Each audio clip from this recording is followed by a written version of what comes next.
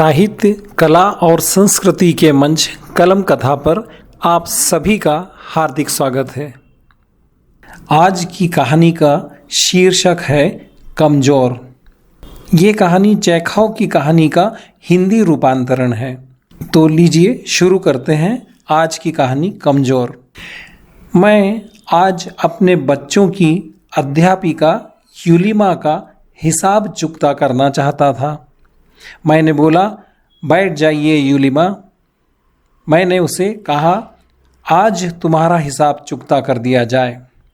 हाँ, तो फैसला हुआ था कि तुम्हें महीने के 30 रूबल मिलेंगे, ठीक है?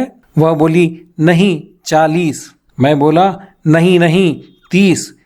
तुम हमारे यहाँ 2 महीने रही हो, 2 महीने 5 दिन, पूरे 2 महीने। इन 2 महीनों के 9 इतवार निकाल दो। इतवार के दिन तुम कोलिया को सिर्फ सैर के लिए ही लेकर जाती थी और फिर 3 छुट्टियां, 9 और 3 12, तो 12 रूबल कम हो गए। कोलिया 4 दिन बीमार रहा। उन दिनों तुमने उसे नहीं पढ़ाया, सिर्फ वान्या को ही पढ़ाया और फिर 3 दिन तुम्हारे दांत में दर्द रहा।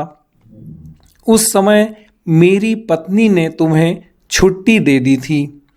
12 और 7 हुए 19। इन्हें निकाला जाए तो बाकी रहे 41 रूबल, ठीक है। यूलिया की आंखों में आंसू भर आए।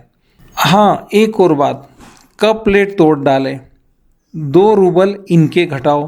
तुम्हारी लापरवाही से कोलिया ने पेड़ पर चढ़कर अपना कोट फाड़ डाला था, 10 रूबल उसके।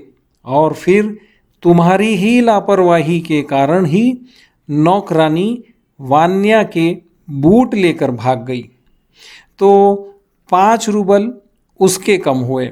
10 जनवरी को 10 रूबल तुमने उधार भी लिए थे, तो 41 में से 27 निकालो, बाकी रह गए 14। ये सारी बातें सुनकर यूलिया की आंखों में आंसू उमड़ आए।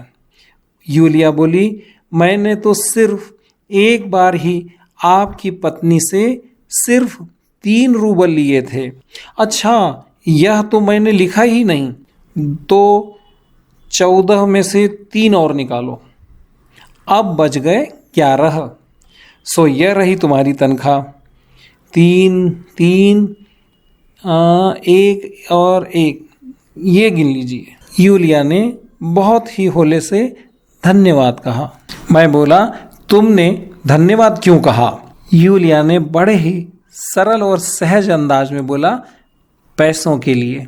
मैं बोला, लानत है, क्या तुम देखती नहीं कि मैंने तुम्हें धोखा दिया है? मैंने तुम्हारे पैसे मार लिए हैं और तुम इस पर भी धन्यवाद कहती हो? अरे, मैं तो तुम्हें परख रहा था। मैं तुम्हें 80 रूबल ही दूंगा, यह रही पूरी रकम। वह फिर बोली, धन्यवाद। मैं उसे देखता हुआ सोचने लगा कि संपूर्ण जगत में शक्तिशाली बनना कितना आसान है। तो साथियों, ये थी आज की कहानी कमजोर। उम्मीद है आपको हमारी यह प्रस्तुति पसंद आई होगी। धन्यवाद।